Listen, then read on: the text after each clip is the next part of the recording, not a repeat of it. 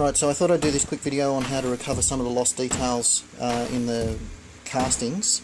You can see the pieces that I'm working on here are the eyes for the Terminator, and they're not much bigger than the end of my finger. And you can see that one there through the casting has lost some of the details. This is one where I've actually recut the details back in there, and what I want to talk about is basically how to get those details back without overshooting the joins and just making it look a bit sharper and a bit neater. So the different blade types I've got is just a brand new hacksaw blade that I've broken up. It's the regular wavy sort of pattern that's in there. I've got another one where I've actually hammered out the wavy pattern to just a flat blade and then sharpened it so that it's more like a knife edge, but it still maintains the serrated edge. The idea behind that is that it can do much finer lines. These ones are quite good on the straight lines sort of thing, and not so great on the curves. For curves and stuff like that, I've got another one where it's just got I've grinded that back just a little bit and maintained maybe 2 or 3 teeth there on the end so that you can get round curves a bit better and cut into the depth. You'll also see it's not very high, it's just enough to actually cut in that seam line to give the effect that you want. That's the specialised one that I've done, which has been just grinded into shape with a few teeth on either end.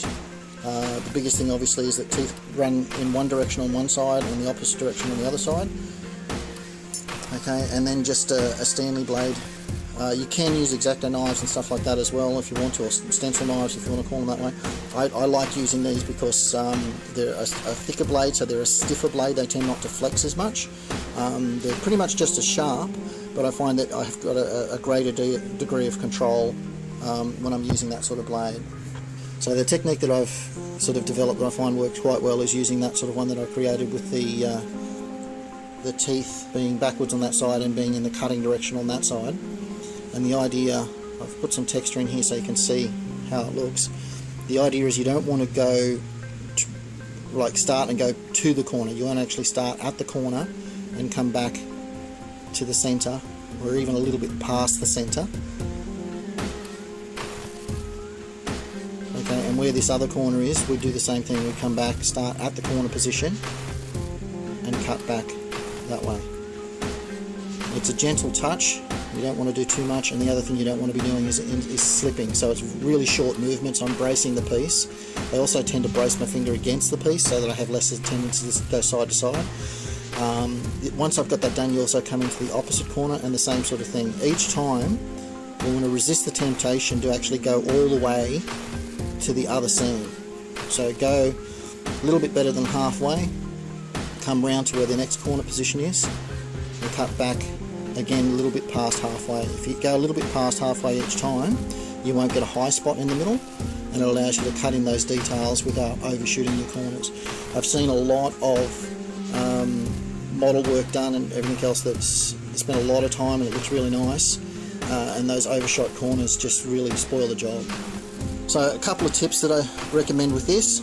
First tip I give you is that if you've got a seam line that you can see where it is but you're not real sure whether or not you're happy with the depth of it or not, if you use one of these fine tip texture pens, depending on the detail you want to go for in the piece, I would say that if you were to fill in the line that is there but then can come along and wipe it off, that the line itself is not deep enough. Now if it's a particularly delicate piece, you know, that might not necessarily be the case, but I think you should be able to actually fill in those lines in a darker colour pen like that, and as you run your finger over the surface you're unable to rub it off. That to me tells you that that seam line is deep enough that it's maintaining the level of visual detail that you actually want to achieve. So actually fill in those line details before you actually trying to start cutting them back in, especially if it's this white resin type stuff that you're working with. The reason why I recommend that is, number one, the line actually gives you something to follow. The other reason is as you actually then follow the line, you're able to actually see where you've been, because as it removes the black texture from the seam line, you can see how it's starting to take it out. It means that you're not going to miss any of the spots that you're working on. The other thing depending on the pieces that you're working on. These ones were very, very light, but they were obvious enough that I could still see where they were. There's a lot of other pieces that I've got where there's larger pieces like that, where I know that there's supposed to be a seam line along here, through the pictures and stuff that I've got, and through the piece being reworked and stuff, it's just completely gone.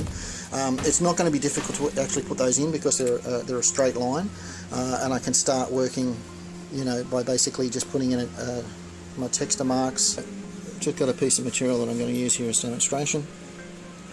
I'm going to put a quick line on it. This is something just to follow.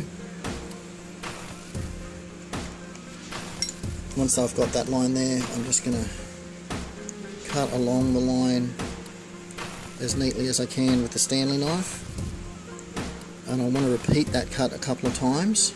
Now, one of the ways I can do it is I can go back and start again, and I can feel for the edge on where the first cut was and then pick it up like that, or I can get to this end and I can turn around. I've left the blade in the groove that's been created, okay, and run it back that way as well. If I come up to the tip and decrease my pressure, that's another good way of actually maintaining a good line without losing the groove that you've created. All I'm doing is quite literally trying to create, I'm not trying to create the seam at this stage, I'm just trying to create a line in this resin that the tools can run against. So I can come back, and I'm using the point of the blade this time, and I'm just trying to widen that line slightly. Do that a couple of times. I'd only recommend you do this with a very sharp tip. If the tip gets to the stage where it's starting to break off, don't even try and do it. It'll just run off and you'll end up with a scratch. Once you've developed a bit of depth to it, you can then come to the tools that you've got, and again you've got a cutting end and a drawing end. The drawing end basically is the teeth that are backwards, okay, and you do the same thing that you've started to do. Effectively, what you've got to remember is you're taking something which is razor sharp and you're just trying to widen it. So that's what we basically do, is follow that line. You might want to go over it again with a texter to make sure that you actually still got a good reference point. This is working quite well though. Once it actually starts to create some depth, you can then come back with the opposite end of the tool, and that's the one that really starts dragging out the material. Okay, and it's just a matter of building up those seam lines a little bit by little bit. Now, normally on a line as big as that, I would probably go straight to my renovator tool or something like that, so that it cuts a nice quick deep straight line and it's not an issue. But on curved lines, or where you want a really thin detail line, I highly recommend you using these sort of things. They take a little bit more time, but they produce quite a good result. I don't know that you can see that very well there. We'll see if I can just...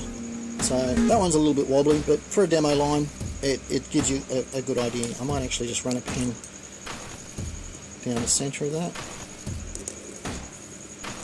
so you can see where it's been.